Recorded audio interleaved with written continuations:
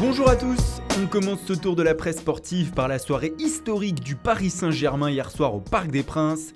Les Parisiens ont atomisé Monaco 7-1 et ont ainsi décroché le 7e titre de champion de France de leur histoire, le 5e sous l'ère qatari. Au 7e ciel, titre l'équipe ce matin, et celui-ci ne souffre d'aucune contestation.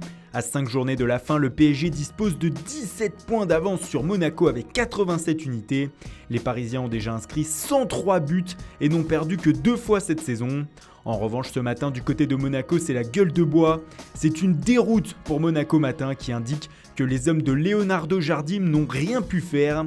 Surtout, ils voient leur deuxième place ne pas être encore assurée puisque les victoires de l'OL et l'OM ce week-end font revenir les deux clubs à 4 points de l'ASM. Autre club officiellement champion ce week-end, Manchester City. Mais contrairement aux Parisiens, les Citizens ont été sacrés devant leur télé.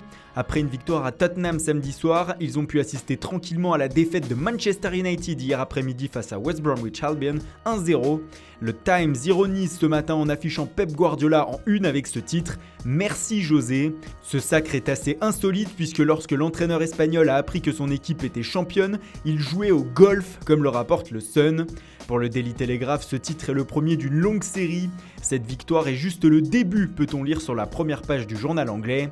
Et pour terminer avec les champions du week-end, saluons le titre du PSV Eindhoven aux Pays-Bas. Victorieux hier de l'Ajax 3-0, le club entraîné par Philippe Cocu a décroché son 24e sacre national. En Italie, pas de champion officiel, mais la situation se décante. Victorieux hier de la Sampdoria 3-0, la Juventus dispose désormais de 6 points d'avance sur le Napoli à 6 journées de la fin. Les Napolitains qui ont encore perdu des points hier à San Siro contre l'AC Milan.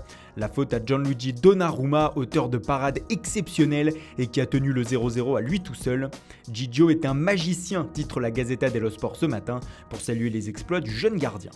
En Espagne, c'est Isco qui fait la une ce matin. Le quotidien AS met en avant le milieu de terrain qui était le roi de Malaga hier soir selon le journal. Buteur face à son ancien club, il a mené les Madrilènes vers la victoire 2-1. Un succès synonyme de 3e place pour la bande Zidane qui repasse donc devant Valence à 6 journées de la fin. Et toujours en Espagne, du côté de la presse catalane, on parle transfert ce matin. Selon le quotidien Sport, le FC Barcelone aurait noué des premiers contacts avec le défenseur central du FC Séville, Clément Lenglet. Le Français, qui est devenu un pilier de la défense andalouse cette saison, plaît énormément aux dirigeants Blaugrana qui voudraient anticiper une éventuelle non-prolongation de contrat de Samuel Umtiti.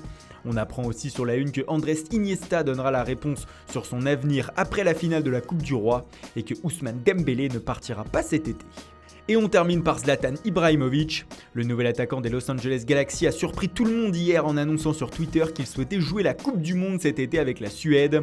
Les chances que je joue le mondial sont grandes, a-t-il tweeté, repris dans un article du jour par le Sun. Après le dernier Euro, Ibra avait pourtant annoncé sa retraite internationale et le sélectionneur suédois avait indiqué à plusieurs reprises que l'attaquant star ne reviendrait pas en sélection même si Ibra le voulait. Ce tweet changera-t-il la donne ? Voilà, c'est tout pour aujourd'hui. Merci pour votre fidélité. Bonne journée à tous et rendez-vous dès demain matin pour une nouvelle revue de presse.